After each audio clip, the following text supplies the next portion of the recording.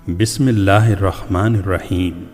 ہماری دعوت سب لوگوں کے لیے یہ ہے کہ وہ اسلام کو اچھی طرح جانچ کر پرکھ کر یہ فیصلہ کریں کہ وہ اسے اپنی زندگی کے دین کی حیثیت سے قبول کرتے ہیں یا نہیں۔ اسلام پیدائش سے حاصل نہیں ہوتا، نسل اور نسب سے نہیں مل جاتا۔ پس یہ ضروری ہے کہ اس سوال کو آپ کے سامنے رکھا جائے کہ آیا فی الواقع آپ اسے برضا و رغبت قبول کرتی ہیں یا نہیں؟ آپ اس کی عائد کردہ پابندیوں کو اٹھانے پر راضی ہیں یا نہیں؟ اگر کسی کو یہ دین پسند نہ ہو اور اسلام کے اصول و حدود کے اندر رہنا گوارا نہ ہو تو اسے پورا اختیار ہے کہ وہ اسے چھوڑ دے، لیکن چھوڑنے کے معنی یہ ہیں کہ وہ صاف صاف اسے رد کر دے، اپنا نام بدلے، اپنا تعلق مسلمان سوسائٹی سے منقطع کر دے، اپنے آپ کو مسلمان کہنا چھوڑ دے اور پھر جس راہ پر جانا چاہے جائے، اپنے نئے مسلک کے مطابق جو نام پسند ہو اسے اختیار کرے اور جو سوسائٹی اسے مرغوب ہو اس میں شامل ہو جائے، یا اپنے ہم خیال لوگوں کو ساتھ لے کر کوئی نئی سوسائٹی بنائے۔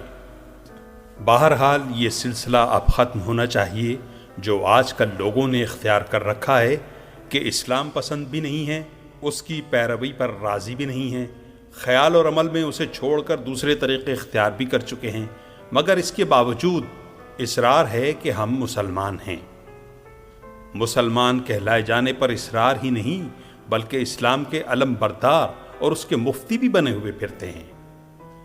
یہ کھیل بہت دنوں کھیلا جا چکا، اب یہ منافقانہ رویہ ختم ہو جانا چاہیے کہ اسلام کی جو چیزیں اپنے مفاد اور اغراض کے مطابق نظر آئیں وہ تو قبول کر لی جائیں، اور جو چیز خواہش نفس کے مطابق نہ ہوں انہیں رد کر دیا جائے۔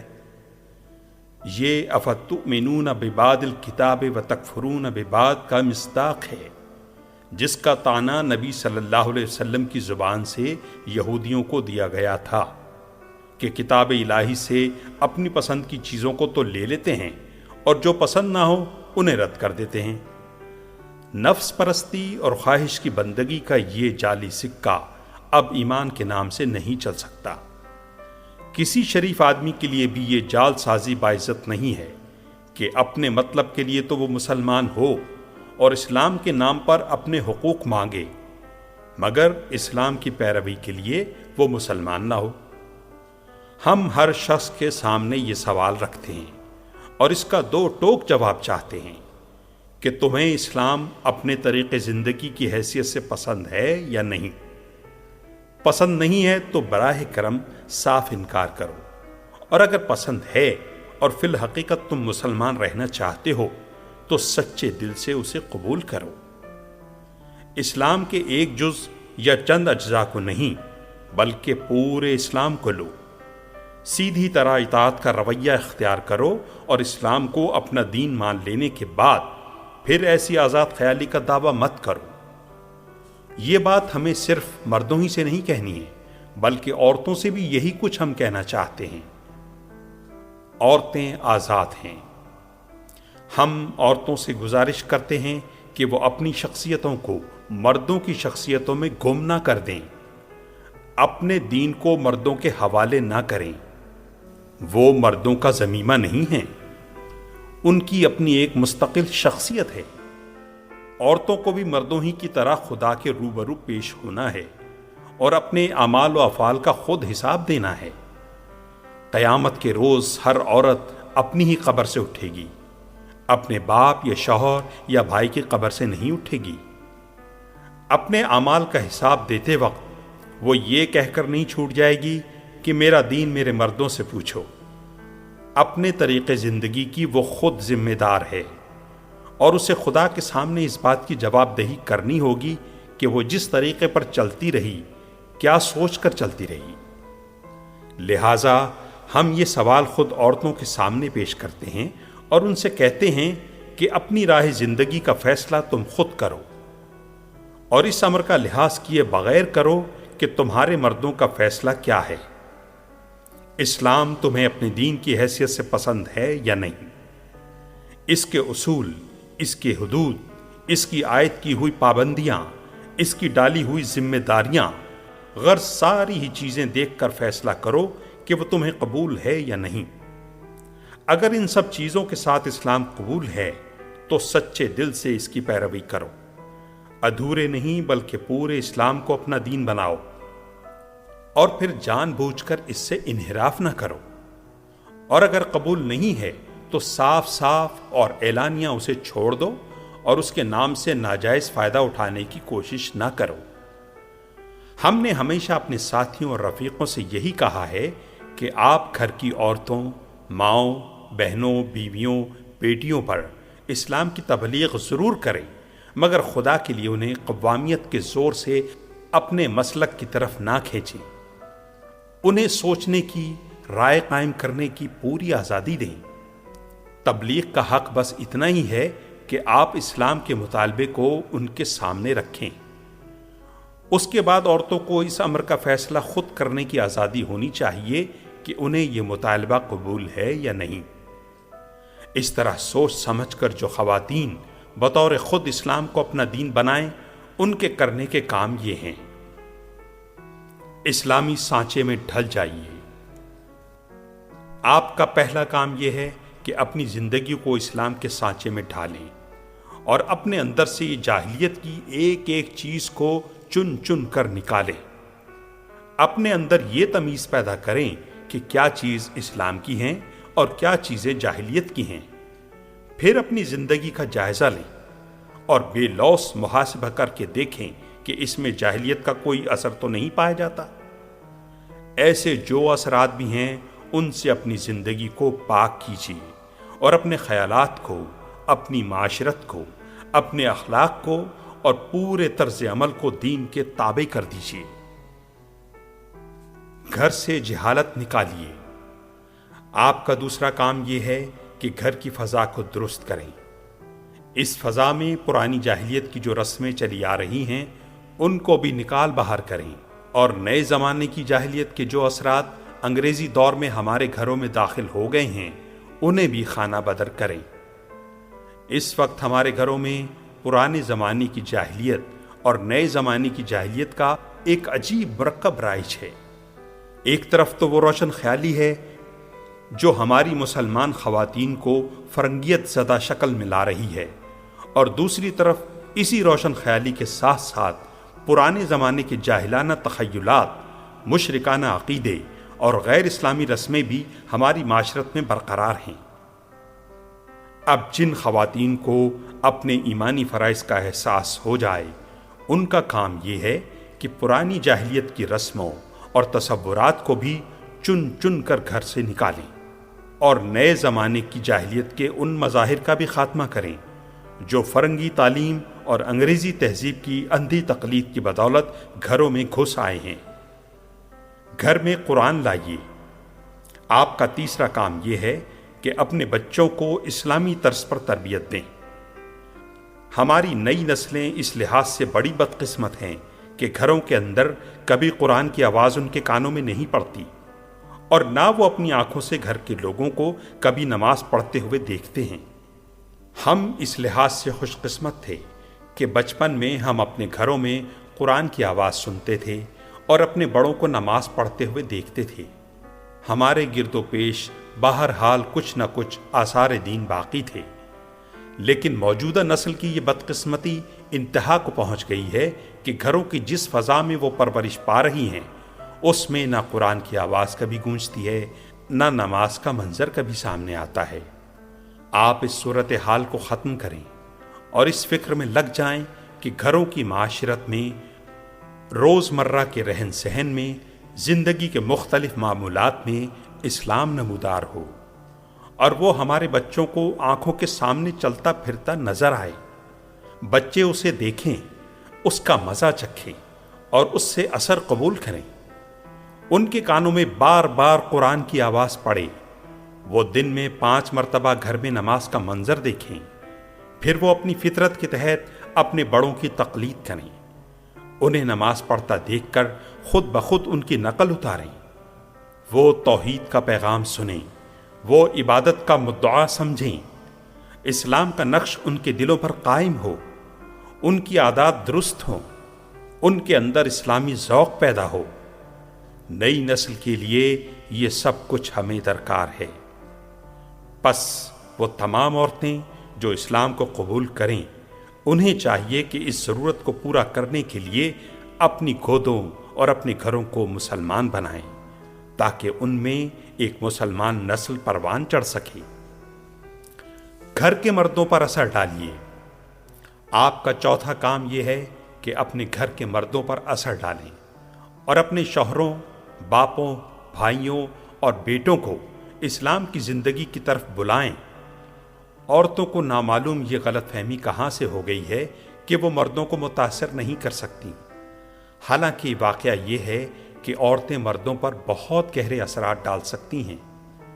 مسلمان لڑکی اگر یہ کہنے لگے کہ اس کو محمد صلی اللہ علیہ وسلم اور ابو بکر رضی اللہ عنہ کی شکل پسند ہے اور چرچل، ٹونی بلیئر اور ٹرومین، جارج بش کی شکل پسند نہیں ہے، تو آپ دیکھیں گی کہ کس طرح مسلمان نوجوانوں کی شکلیں بدلنی شروع ہو جائیں گی۔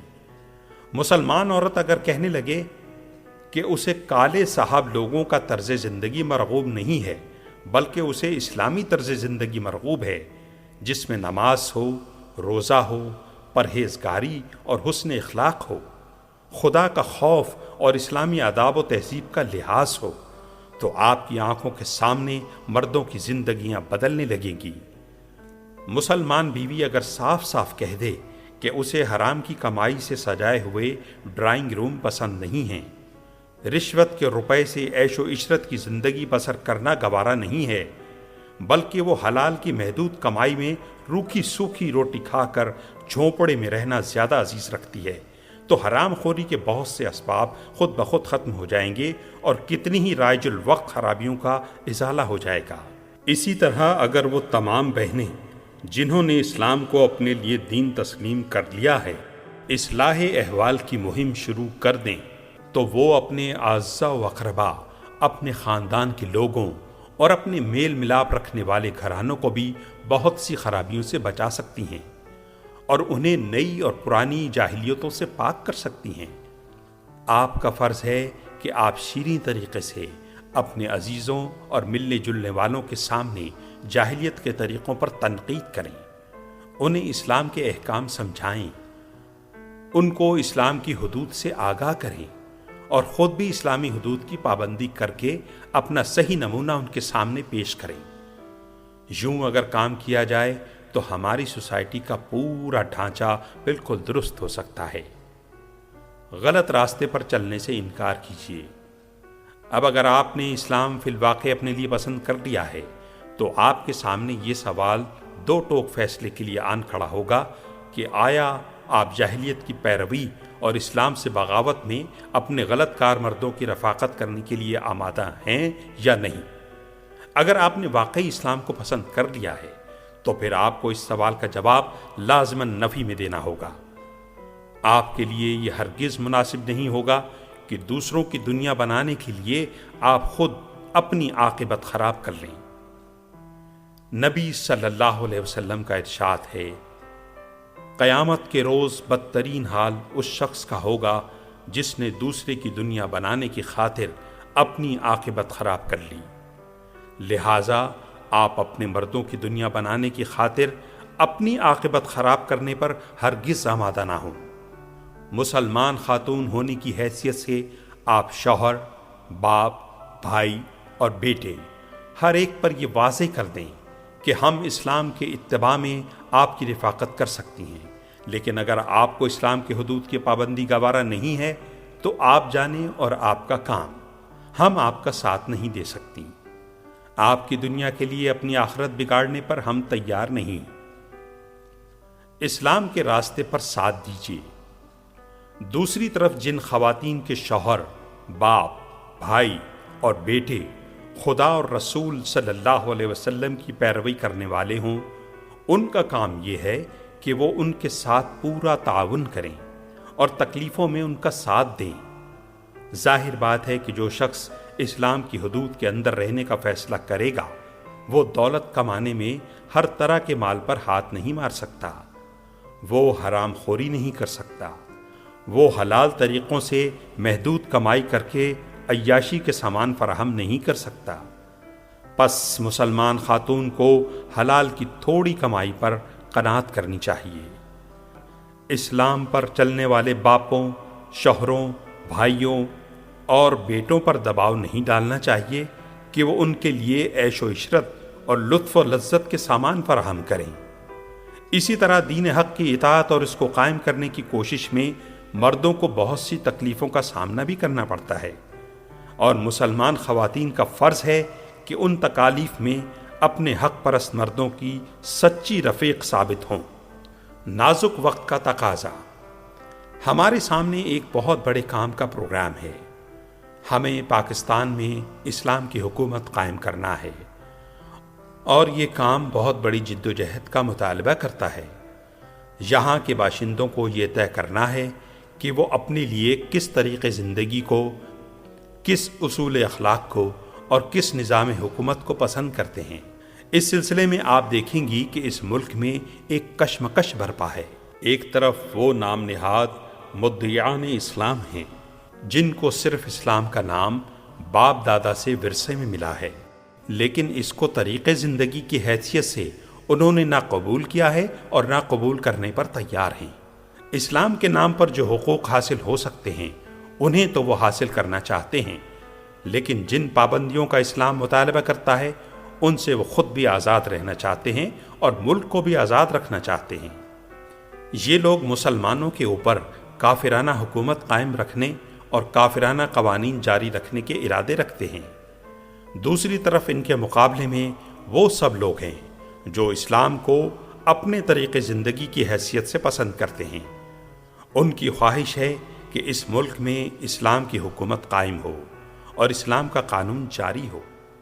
ان دونوں طاقتوں کے درمیان برپا کشمکش کے دوران جس طرح مردوں کو یہ فیصلہ کرنا ہے کہ وہ اسلام نما کفر کا ساتھ دیں گے یا حقیقی اسلام کی حمایت کریں گے، اسی طرح مسلمان خواتین کو بھی یہ طے کرنا ہوگا کہ وہ اپنا وزن کس پلڑے میں ڈالیں گی۔ نہیں کہا جا سکتا کہ اس کشمکش میں کیا کیا صورتیں پیش آئیں۔ بہرحال بہنوں اور ماؤں سے میں درخواست کروں گا کہ اپنے مستقبل کے طرز عمل کا سوچ سمجھ کر فیصلہ کریں۔ اگر وہ اسلام کو دل سے چاہتی ہیں تو انہیں اس کشمکش میں اپنا پورا وزن حقیقی اسلام کے پلڑے میں ڈالنا ہوگا۔ حکومت اور عوامی رائے کی اہمیت۔ یہ دور چونکہ جمہوریت کا دور ہے، اس لیے حکومت کے مسلک کا انحصار عوام کی رائے پر ہے۔ حکومت کے اختیارات عوام کے دیے ہوئے اختیارات ہیں، پس حکومت اس وقت تک مسلمان نہیں ہو سکتی جب تک ہمارے عوام واقعی مسلم نہ ہوں۔ عام لوگ اگر اسلام کا کلمہ نہ پڑھیں اور خدا کو اپنا حاکم و مالک نہ مانیں اور اسلام کو خود اپنے طریقے زندگی کی حیثیت سے قبول نہ کریں تو یہ کسی طرح ممکن نہیں ہے کہ حکومت کلمہ پڑھ دے اور خدا کو حاکم مان کر اس کے دین کی پابند ہو جائے۔ ہم چاہتے ہیں کہ عوام جو مسلمان ہونے پر فخر کرتے ہیں اب جان بوجھ کر کلمہ پڑھیں اور نظام اسلامی کا اپنی زندگی کے لیے برضا و رغبت انتخاب کریں۔ جب وہ یوں کلمہ پڑھ کر اسلام کو اختیار کر لیں گے تو ان کی رائے سے جو حکومت بنے گی وہ حکومت کلمہ گو حکومت ہوگی اور خدا کے آگے جھکنے والی اور اس کے قانون کو جاری کرنے والی بھی ہوگی۔